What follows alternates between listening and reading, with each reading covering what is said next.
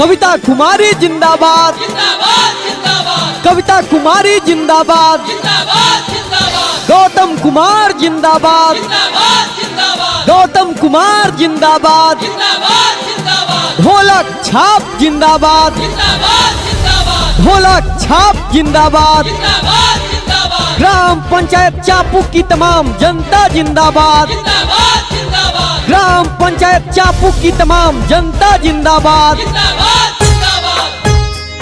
जी हाँ मेरे प्यारे भाइयों बहनों, आपके अपने ग्राम पंचायत चापुक में मुखिया पद की उम्मीदवारी को लेकर आई हैं कविता कुमारी जी।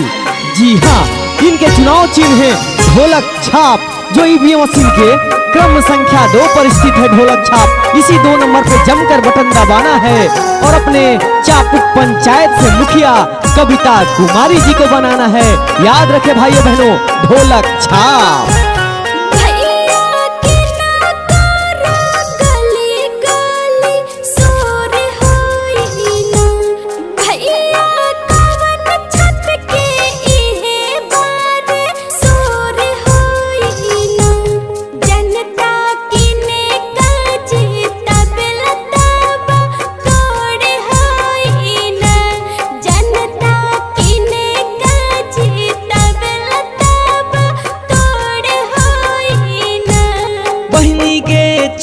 पंचायत में गली गली शोर है ना, बहनी के ढोलक छप के है बार शोर है ना, बहनी के कविता कुमारी के मुखिया बनावेला होड़ है ना, इनके विजयी बनावेला जनता तबा तोड़ है ना।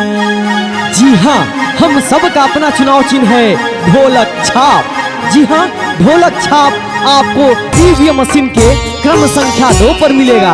तो आइए भाइयों बहनों, चाचा चाची, हम सब चट्टानी एकता के साथ बूथ की ओर चलेंगे और 2 नंबर पे स्थित ढोलक छाप पर जमकर बटन दबाएंगे और अपने चापुक पंचायत से मुखिया कविता कुमारी को बनाएंगे। हम सबसे निवेदन करते हैं गौतम कुमार जी।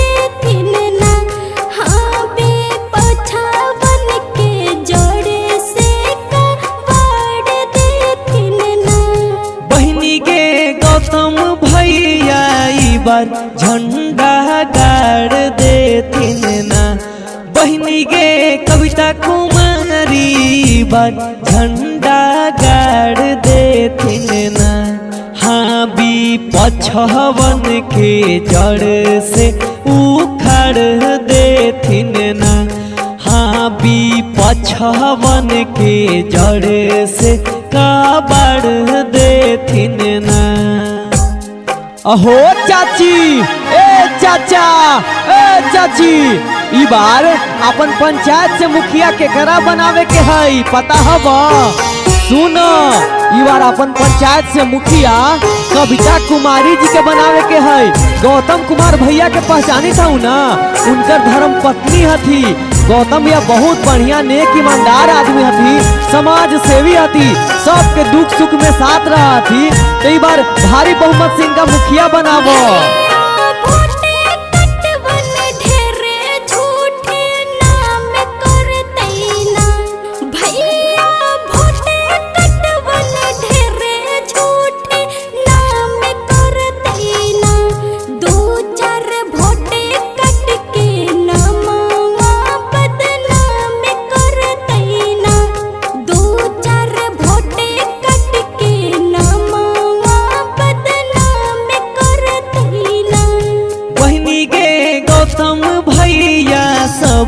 के विकास करथिन ना, बहनी के किसान लोग के मन नानी रास करथिन ना, बहनी के गरीब मजदूर के आवाज बनथिन ना।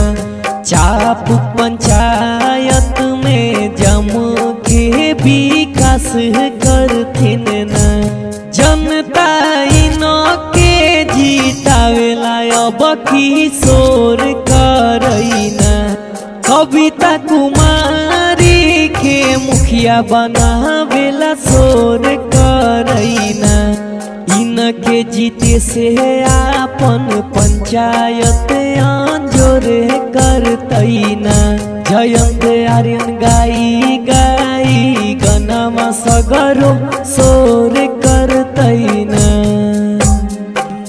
कविता कुमारी जिंदाबाद, कविता कुमारी जिंदाबाद, गौतम कुमार जिंदाबाद, गौतम कुमार जिंदाबाद, ढोलक छाप जिंदाबाद, ढोलक छाप जिंदाबाद, ग्राम पंचायत चापू की तमाम जनता जिंदाबाद, ग्राम पंचायत चापू की तमाम जनता जिंदाबाद।